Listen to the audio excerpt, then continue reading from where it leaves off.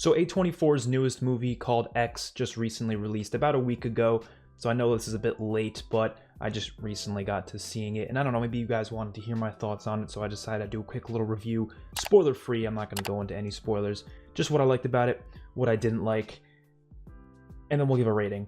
I don't even know how to talk about this movie because it's just a weird movie. It's one of the weirdest movies I've ever seen. And I think that's what A24 tends to do. I've only seen a couple of their movies, so I'm only really able to give my opinion on the ones I have seen, but from what I have seen from them, that would be, Midsommar, Hereditary. They're just weird movies, right? There's a lot of great things about them, and I do like a lot about them. But these are like the quintessential, like, just weird movies. Like, you don't watch with your parents. You don't bring kids to see them because they're just uncomfortable. And this one's no different. This is just as uncomfortable as any of those other movies. This is weird. Some of it works, some of it doesn't, but I think most of it worked because I cringed for pretty much 95% of this film, but you have to be in the mood for it because the stuff that they have here is just weird. It's not like cringe, like gore cringe. It's just like, what the fuck type cringe. So going into some positives, first of all, I want to say the aesthetic of this film is amazing. I love the 70s Texas aesthetic. I mean, obviously Texas Chainsaw Massacre is probably the one that's best known for that aesthetic because of the time period and the location, but this one kind of does that same thing, and it works really well, especially in terms of like the costume design of like what the characters are wearing, the way they talk, especially that's how people would probably talk in Texas at that time. The music was accurate. A lot of times old movies get it completely wrong and have music playing that didn't even come out at that time in the film, which obviously wouldn't make sense, but they do that very well here. They have a lot of great 70s music that is in the film, and it works. And there's one scene in particular where they played Don't Fear the Reaper, which is one of my favorite songs, and it was played in such an amazing sequence, and it almost felt like an homage to Halloween just because that song everyone knows, it was in Halloween. So whenever you think of that song, at least for me, I always think of Halloween, the original. So the way they used that in this movie I thought was really cool. And in general, that aesthetic stays pretty true for the whole film. Even the directing style, to a degree, almost feels like this was shot in the 70s with a modern flair. Of course, it doesn't actually feel like it was shot in the 70s, but there's certain shots they do here and there that do feel kind of classic horror, and I think it does a great job at that, so I'm definitely impressed with what they were able to do there. The characters were interesting. There was about 6 or 7 characters. Not a lot of people in this movie. Like, there wasn't a ton of background characters or anything because it was all just in this very secluded area.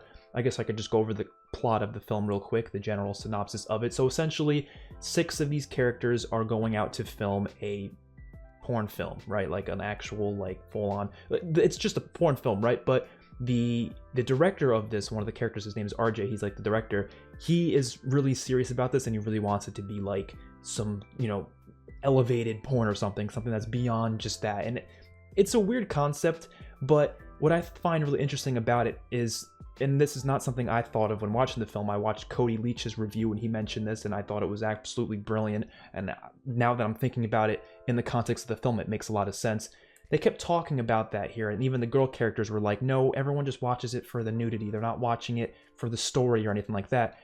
To me, that, and Cody Leach said this as well, it's almost an exact analogy to how people treat slashers in a lot of horror films. People tend to not think these movies can be anything more than just slashing and gore, but no, they can have some deep, stories to it and some actual good themes, and they can actually be good films. And I thought that was a cool analogy that they had there. I don't know if it was on purpose, but I think it was on purpose. And this, obviously, because it's a slasher, it would make sense why they would have that analogy there. And I thought it was really cool. One of my favorite things about the movie, just thinking about it on a deeper level. But the characters themselves that were here filming this porno, they were all okay. Like, I didn't find their characters to be that interesting, but the actors and actresses portrayed them well, and I didn't hate any of them. And for a slasher, that's enough to ask for, to be honest. As long as you don't hate any of them, I can deal with it, right? They were all just fine. They didn't go in depth with any of them. They didn't have time to go in depth with many of them, other than maybe like 1 or 2. But for the most part, it was kind of chill. The movie is, I don't know if it was intentional, but kind of hilarious in a lot of scenes. Like, especially towards the end, there was a couple scenes in particular that actually had me like laughing out loud. And it wasn't supposed to be funny. It was kind of like dark comedy type humor. it was a lot of that, like, oh, character unexpectedly dies, and for some reason it's just funny the way it's shot. You know what I mean? Like, stuff that's not intentionally funny, but the way it's shot, it comes across as kind of funny.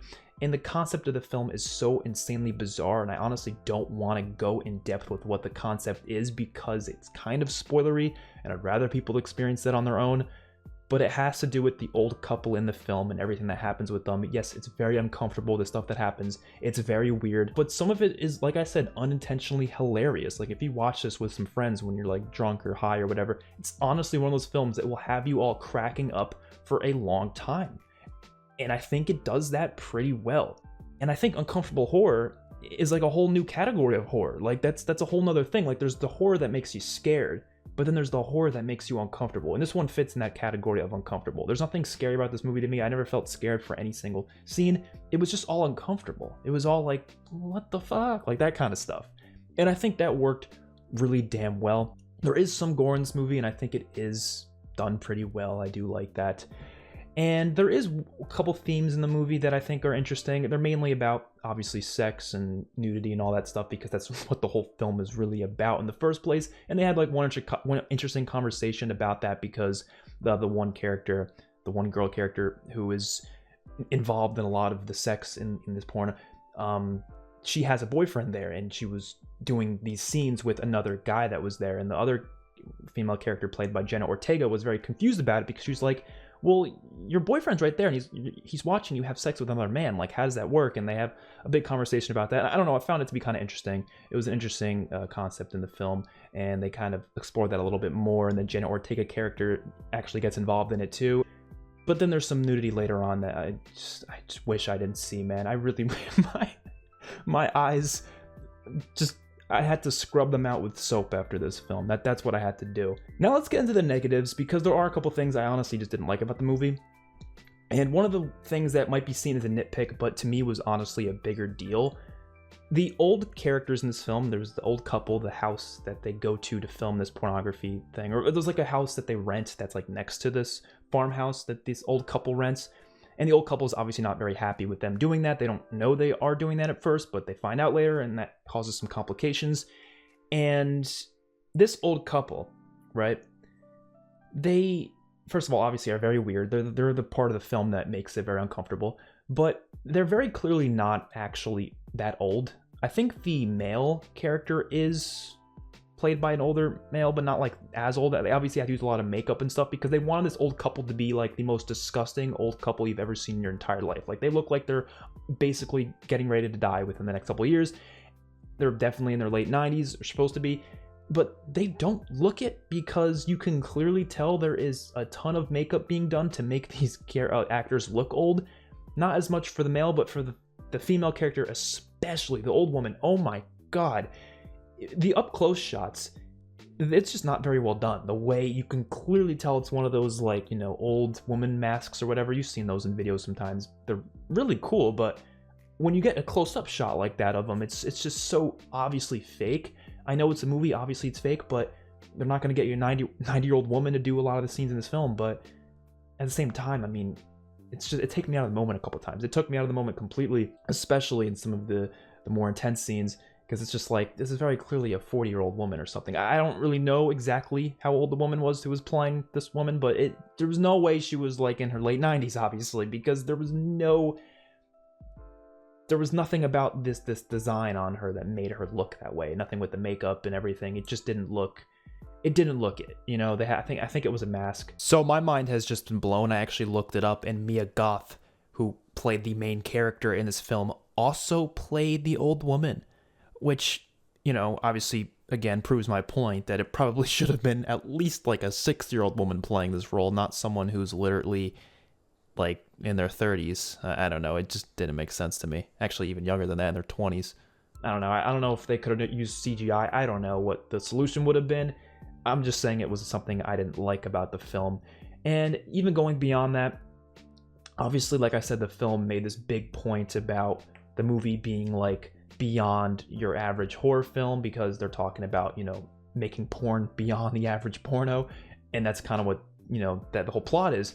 I kind of wish the film actually was beyond horror, because I really don't think it was. Like, it felt still just like a generic slasher in a lot of ways, which isn't a bad thing. I kind of went to the movie to see a slasher, and I got that, and I thought it was pretty good the way it was done, but I almost wish they did a little bit more, especially with the characters.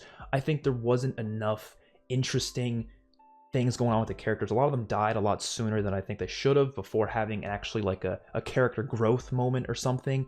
A lot of them didn't have that. A lot of them just died without really seeing them do much. And again, that's typical slasher. You can't really expect too much, but the movie was making a big point out of it being elevated, and I don't think it really was. So I think that's my issue with that. If you're gonna make this big deal of it being elevated, then actually do it. I don't know. I almost felt like it ended a little too soon, almost like people were dying left, right, and center. Like, the movie's very slow in the beginning. The first 40 minutes is incredibly slow. It's just sex and characters doing all that stuff, and then it doesn't get to like the really good stuff until like the end of the film. But when it gets there, I feel like it all happens really fast. So I almost think the pacing could have been a little bit better. Maybe cut out some of that unnecessary sex scenes. I don't find them to be that interesting. Cut some of that and maybe just add some more character stuff in there. And then I think I would have preferred the film a little bit more. I still loved it though. I loved it. I wouldn't say loved it. I liked it. I liked it. That's a better word to use. Love is a strong word. I'm going to give it a 7.5 out of 10. I think that's a good rating to give it because that's like a good rating to me. My rating scale is like a 5 out of 10's average, you know? So a 7 out of 5 or 7.5 out of 10 is good. It's a good movie. Let me know what you guys think in the comments below if you have seen the movie X. And yeah, I'm definitely going to be reviewing Morbius next in terms of movie reviews. When it comes to reactions, I don't know which one's coming next, but I think it's going to be Maze Runner. It's either Maze Runner 2 or Ready or Not. One of those films. I don't know. You'll see when it comes. I will see you guys later. Peace out.